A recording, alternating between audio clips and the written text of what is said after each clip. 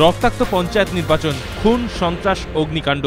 উত্তপ্ত রাজ্যের বিভিন্ন জেলা। তৃণমূলের বিরুদ্ধে সন্ত্রাসের অভিযোগে সরব বিরোধীরা। যদিও তৃণমূলের দাবি উৎসবের মেজাজে ভোট দিচ্ছে মানুষ। আর এই রাজনৈতিক তরজার মধ্যেই চতুর্থ ও পঞ্চম দফার ভোটের আগে কংগ্রেসের ওপর চাপ বাড়ানোর কৌশল নিলেন মমতা বন্দ্যোপাধ্যায়। তৃণমূলের ওয়েবসাইটে এক বিবৃতিতে মমতা বলেছেন, প্রথম 3 দফায় এমন জেলাগুলিতে ভোট হয়েছে যেখানে তৃণমূলের প্রবল জনপ্রিয়তা, কিন্তু চতুর্থ ও পঞ্চম দফায় মালদা, মুর্শিদাবাদের মতো জেলায় ভোট যেখানে কংগ্রেসের উপস্থিতি রয়েছে। তাই তারা ইচ্ছাকৃতভাবে গন্ডগোল পাকানোর চেষ্টা করবে। যদিও মমতার অভিযোগকে উড়িয়ে দিয়ে পাল্টা তাঁর দলের বিরুদ্ধেই অভিযোগের আঙুল তুলেছে কংগ্রেস। সল্টলেকের একটি বেসরকারি সংস্থায় চাকরি করেন আসানসোলের বাসিন্দা এই মহিলা। বাড়িতে ছুটি কাটিয়ে কাজে যোগ দিতে রবিবার আসানসোল থেকে ডাউন নিউ দিল্লি জনতা এক্সপ্রেসে ওঠেন তিনি।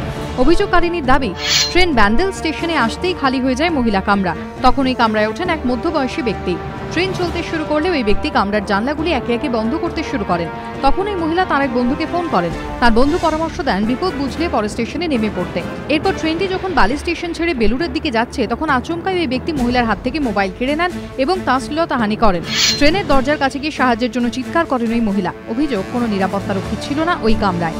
এরপর বেলুড় স্টেশনের কাছ থেকে ওই মহিলাকে অচৈতন্য অবস্থায় উদ্ধার করে হাসপাতালে ভর্তি করেন স্থানীয় বাসিন্দারা।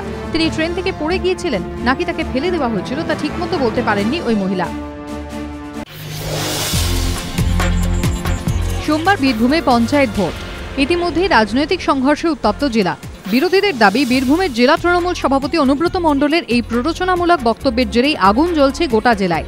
ইতিমধ্যে অনুব্রত মণ্ডলের বিরুদ্ধে ব্যবস্থা নেওয়ার জন্য মুখ্য সচিব ও স্বরাষ্ট্র সচিবকে চিঠি দিয়েছে রাজ্য নির্বাচন কমিশন। কিন্তু তারপরও কোনো কাজ না হওয়ায় এবার সরাসরি জেলা শাসক ও পুলিশ সুপারকে চিঠি দিয়ে জেলা তৃণমূল সভাপতির বিরুদ্ধে আইনানুগ ব্যবস্থা নেওয়ার নির্দেশ দিল রাজ্য নির্বাচন কমিশন।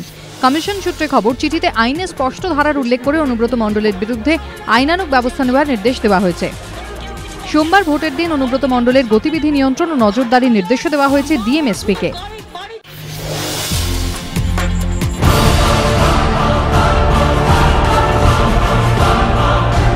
চলছে ভোট যুদ্ধ। দফা 4, জেলাও 4। সোমবার 4 জেলায় ভোট গ্রহণ। সেগুলি হলো মালদা, মুর্শিদাবাদ, নদিয়া এবং বীরভূম। গত 3 দফার মতোই ভোট কেন্দ্র থেকে সব খবর সবার আগে আপনার কাছে পৌঁছে দেবেন এবিপি আনন্দর প্রতিনিধিরা। মালদায় থাকবেন আমাদের 2 প্রতিনিধি, সনদ ঝা, এবিপি আনন্দ। অর্ণব মুখোপাধ্যায়, এবিপি আনন্দ।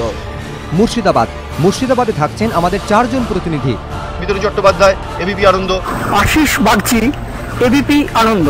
সমিত সেনগুপ্ত, এবিপি আনন্দ। অনির্বাণ বাগচি, এবিপি আনন্দ। নদিয়া থেকে পঞ্চায়েত ভোটের যাবতীয় খবর আপনাদের কাছে পৌঁছে দিতে থাকছেন আমাদের 3 প্রতিনিধি, সমীরণ পাল, এবিপি আনন্দ।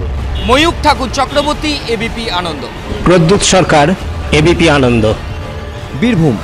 বীরভূমে থাকবেন আমাদের 5 প্রতিনিধি, রাজর্ষি দত্তগুপ্ত, এবিপি আনন্দ।